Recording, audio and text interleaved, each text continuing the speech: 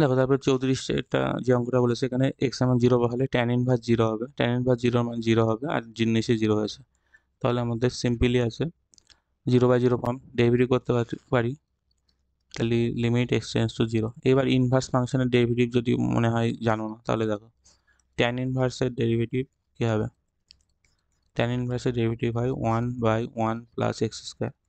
একইভাবে কোনো সময় যদি আমাদের সাইন কজও এসে যায়, মানে সাইন ইনভার্স এক্স, এর ডেরিভেটিভের সূত্র ছিল আমাদের 1/√1 মাইনাস এক্স স্কোয়ার।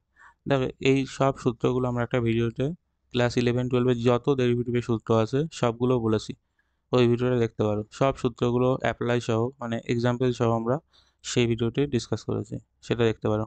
তাহলে আমাদের এই সূত্রটা এখানে ইউজ করব। ট্যান ইনভার্সে এক্স এর ডেরিভেটিভ করলে হবে আমাদের 1/1 প্লাস এক্স স্কোয়ার, আর এক্স এর ডেরিভেটিভ করলে 1 হচ্ছে।